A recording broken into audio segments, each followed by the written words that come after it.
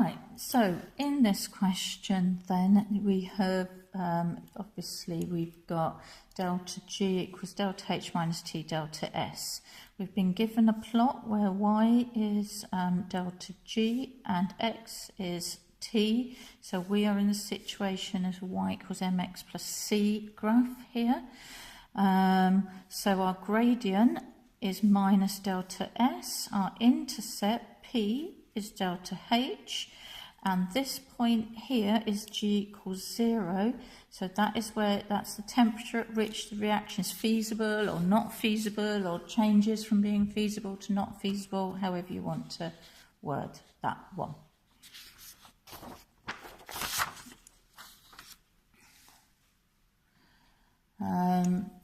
Heterogeneous just means that everything's in a different state. So if you just put something along those lines, you'd get it. The idea is different states or different phases gets in the wording that you write.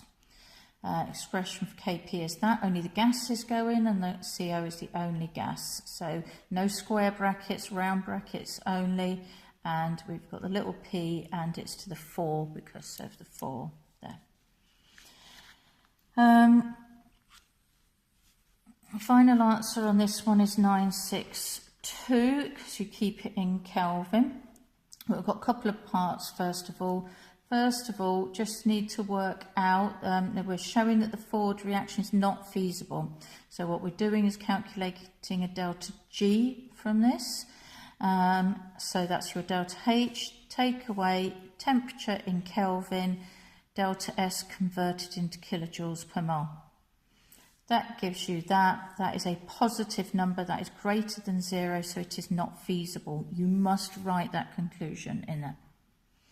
And your minimum temperature is your temperature when delta G is 0. So when delta G is 0, then delta H over delta S is T. And again, remember to convert that one into kilojoules per mole. And that is your temperature that we come out at. Okay, fair bit of number crunching, but nothing difficult on the next one. So we first of all spot that our table is delta FH values. So therefore we are P minus R. So what we're saying is our overall delta H is our product to take away our reactants if we're using formation. So our overall is given to us. So put the top just out off the top of the screen there at minus 13.5. Yeah, and that equals your products, which is the 4 CO2s, no iron because it's formation from an element and it's already an element. So just the 4 CO2s, and we're going to take away all the reactants. So taking away that plus the 4 COs. So if we start putting some numbers in that next, those are the 4 there. That says 4CO, not 460, and we are adding to it minus that. So keep all these brackets around everything that's got minuses in, so that your minuses all work out correctly. You've then got to sort all of this out. I would just keep it nice and slow, sort out that makes that, then you are taking away that, and then you are taking away a minus, so that all becomes a plus there.